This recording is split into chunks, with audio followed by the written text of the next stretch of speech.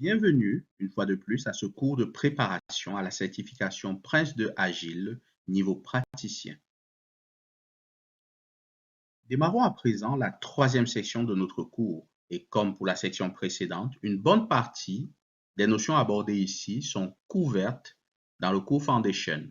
Cette section s'intitule Appliquer et évaluer les domaines d'intérêt d'un projet dans un contexte agile. Cette section est la deuxième section la plus importante à l'examen. Prêtez donc attention aux idées qui seront développées. Elle traite de l'application et de l'évaluation des domaines d'intérêt d'un projet dans un contexte agile. Il y a 4 domaines d'intérêt dans Prince de Agile, comme nous le verrons bientôt. Et vous aurez 12 questions de cette section à l'examen pour un total de 12 points. Pour ces questions, vous devrez utiliser le scénario ainsi qu'une série d'informations supplémentaires. Voici à présent les objectifs d'apprentissage de cette section.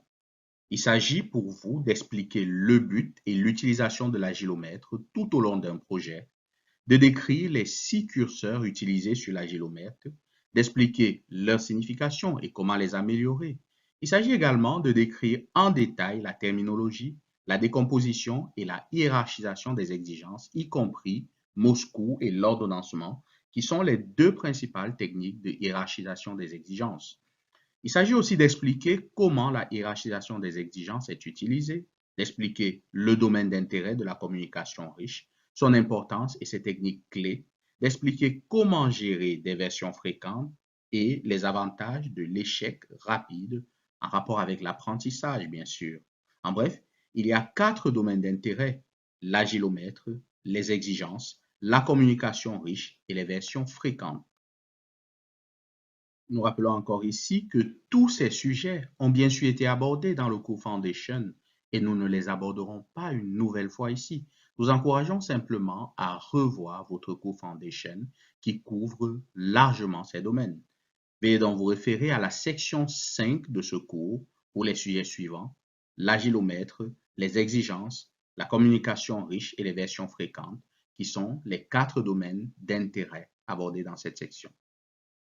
Nous allons néanmoins, et ce dans un but purement pédagogique, faire un bref rappel sur ces 4 domaines d'intérêt.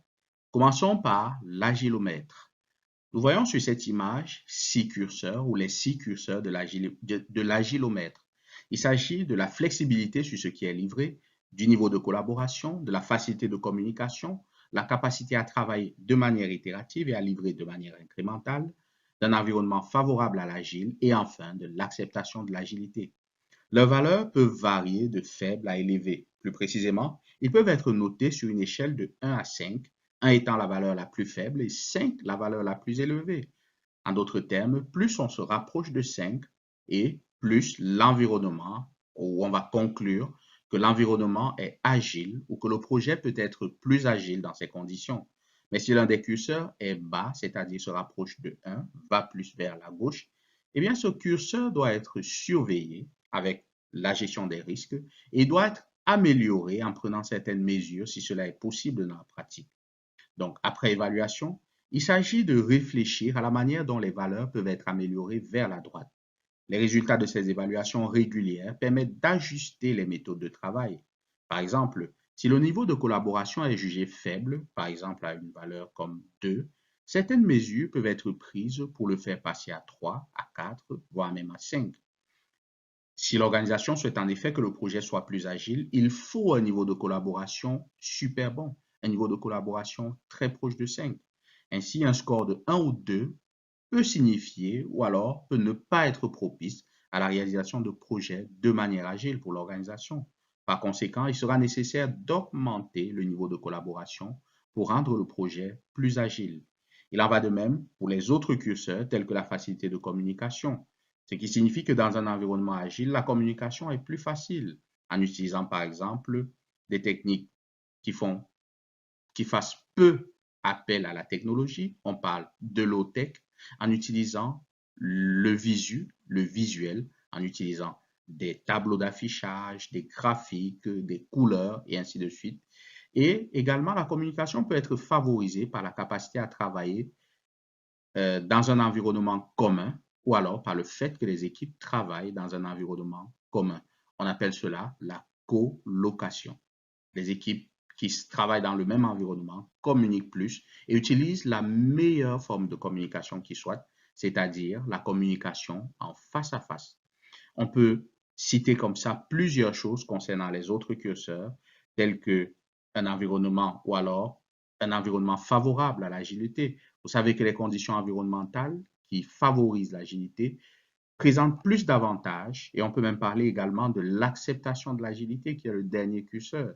Si les équipes sont ouvertes à l'agilité, ont le désir d'apprendre, acceptent l'agilité, eh bien, on peut avoir un environnement plus agile, on peut avoir des conditions plus favorables à un projet agile. Voilà comment on utilise les curseurs de l'agilomètre. Il ne s'agit donc pas de dire si un projet est agile ou pas, mais il s'agit de vérifier le degré d'agilité d'un projet ou le degré d'agilité de l'environnement d'un projet. On rappelle aussi que l'agilomètre est utilisé lors de deux séquences.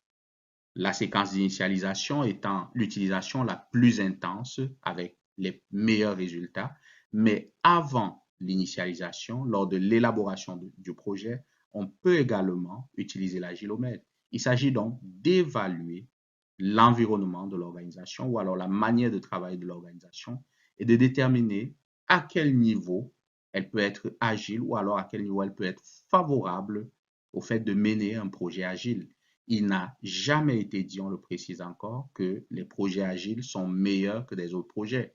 Il a plutôt été dit, ou il a plus été dit, que ça dépend de l'environnement et de plusieurs paramètres. Donc, décider de mener un projet de manière agile ou pas est une décision organisationnelle.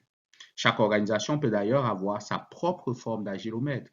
Prince 2 ne considère pas, on le rappelle, qu'un projet est agile ou non, mais un projet se situe toujours à un certain niveau par rapport au spectre agile. Et l'agilomètre permet exactement de le savoir. Le deuxième domaine d'intérêt concerne les exigences.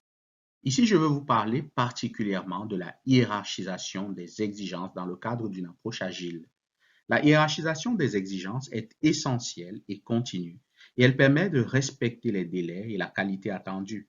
Avez-vous noté cela? La hiérarchisation ou une bonne hiérarchisation des exigences permet de respecter non seulement les délais, mais également la qualité attendue.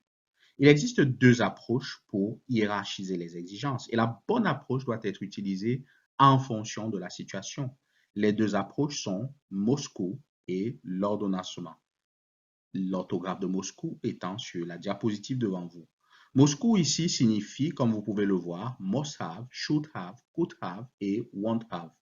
Moscou fonctionne à des niveaux plus élevés pour des délais plus longs, pour des exigences regroupées par fonction qui ont des interdépendances. C'est l'approche par défaut pour un travail limité dans le temps tel qu'un projet ou un bloc de temps.